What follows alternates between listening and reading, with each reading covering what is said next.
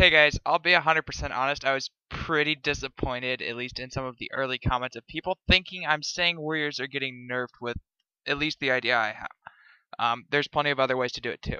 Here's basic math on how much of a retardedly huge damage increase doing something like reducing the cooldown on Mortal Strike for 20 seconds, given you have complete immunity to all CC, slows, and roots while doing it. Basically, this is what I got on a training dummy, and I really don't care what you have to think about what I'm saying is relevant to a training dummy, and players will have more armor, etc., etc. All of this is basically base armor on an 85 dummy. I didn't use a 60 this time because I wanted Colossal Smash to be an arguable point, which is not even in this. This isn't even in the mass scale because the Dragon's Roar damage already has 100% armor pen. This is just training dummy, and hopefully people won't get caught up on where some of the issues are in the math with this, because you'll realize how fucking far ahead an idea like mine is in damage and how retarded of a buff it actually would be.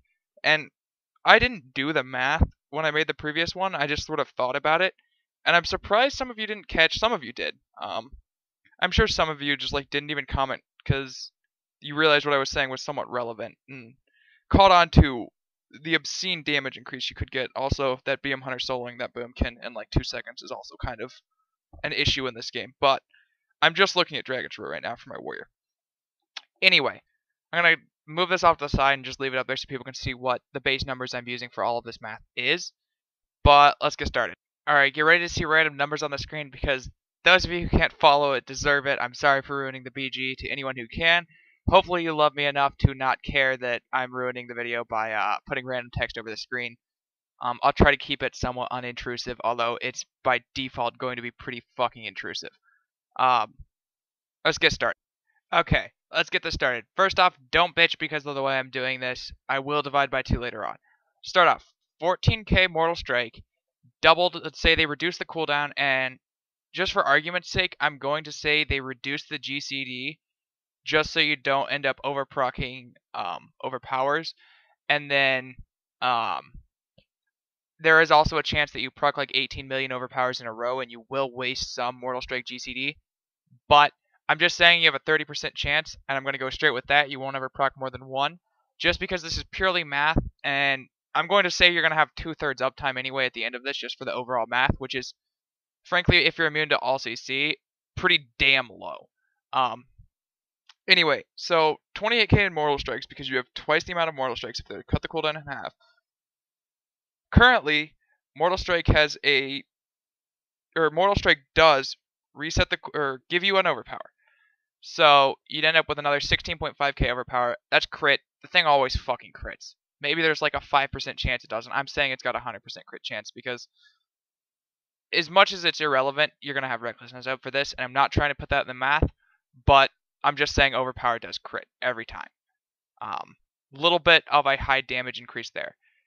And then you have a 30% chance to, well, actually, it looks like I did 30% first. So a 30% chance to proc a second overpower. So I'm just saying it's a flat 30% damage increase. It will probably happen once during Avatar or something like that in general. So I'm saying it'll just have a 30% damage increase to make my math easier. So that's a 21k. Times 2 because Mortal Strike is on half the cooldown and it procs an overpower every fucking time, puts you at 43k in overpowers. On top of that, overpower has a chance to give you a 30% chance to give you a 100% increased heroic strike damage, which is 14k, and then you also have the 38% chance on that. And I did go down slightly on this, so I'm saying it's 30% of 30%, which is that part of math always pissed me off. I gave you rough estimates because it's a bunch of fucking decimals and I'm too lazy to. So I just decided to round it and call it good. 0.38, close enough. It's probably 0.393. I didn't do the actual math. Which gives you approximately 5.3k damage increase. There's also the chance of you getting more than, 5 stacks of that, and that damage itself just gets ridiculously off the charts, and I don't actually want to look at it.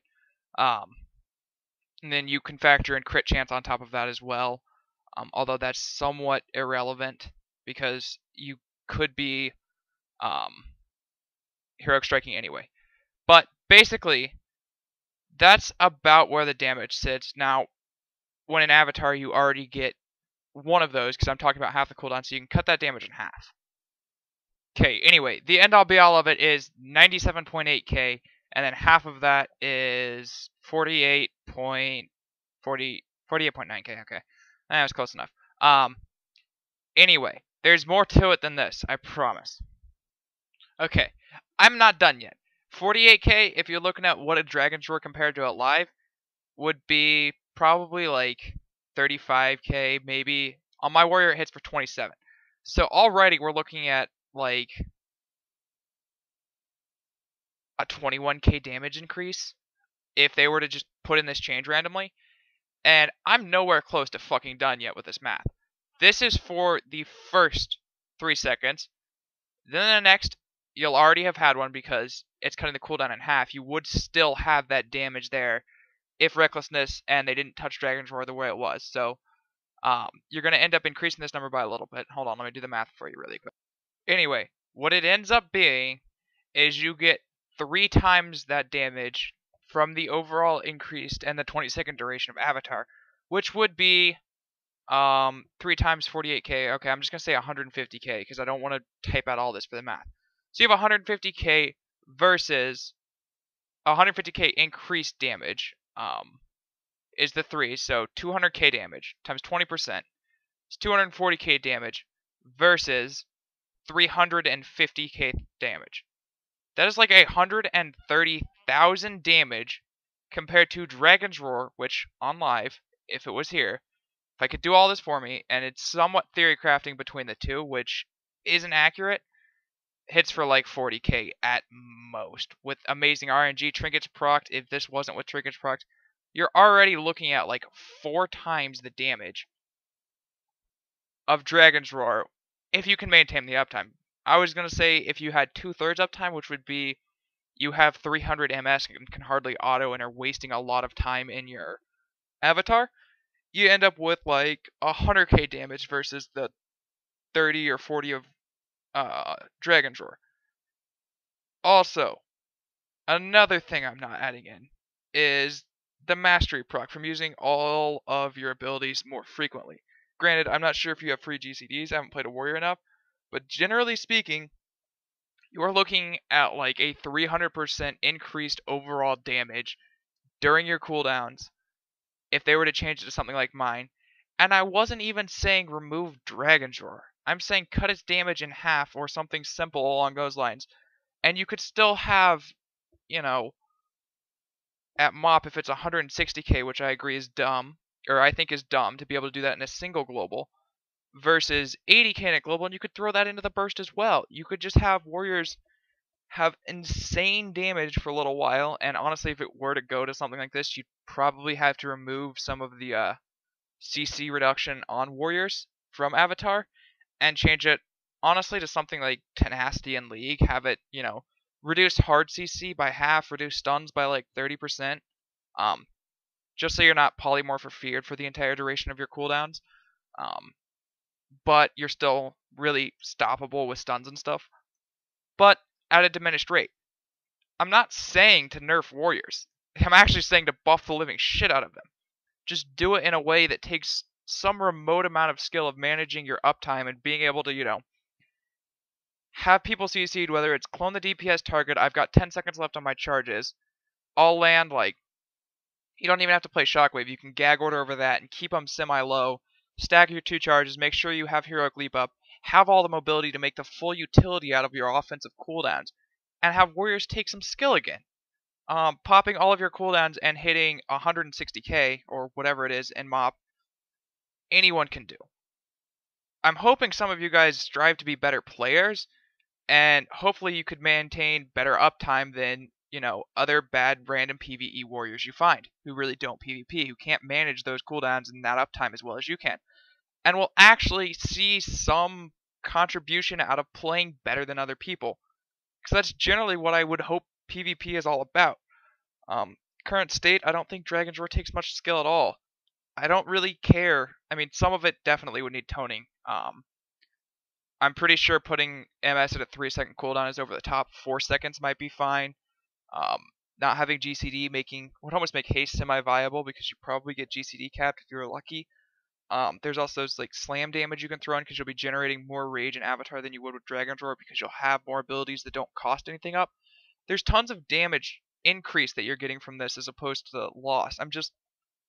I'm really frankly disappointed in a lot of the people who couldn't realize how ridiculously overpowered, honestly, some of the suggestions I was saying were, because I'm using a little bit of a overdone example of what would take more skill and not be completely dumb. And if it gives you more damage, that's fine. There are other things that are broken in this game. BM Hunters are one. I don't care if that spec does 4 damage DPS at 90 and full gear and Marks does 100k. Because pet management in WoW is clunky as shit and not fun. Best throw kill right there, by the way, of my life. Anyway, I hope you guys got something out of this that the previous one didn't, because I made it a lot more obvious. And realizing what I'm talking about is just trying to make warriors a more fun class in general. Well, not even trying to, just suggesting a way of what would be good. And that people can start to realize it. And I'll do more of these for different classes during the mop break before it actually comes out. But hopefully you guys can lay off on the bitching about each individual class, because I don't really care. I just want classes to be more fun and have more beneficial, or more things that are beneficial for playing the class better. Anyway, I'm going to put some of the training dummy numbers up so you can see the variance, and I just did the overall averages. And if you really want, do your own math. If you want to argue with me, go for it.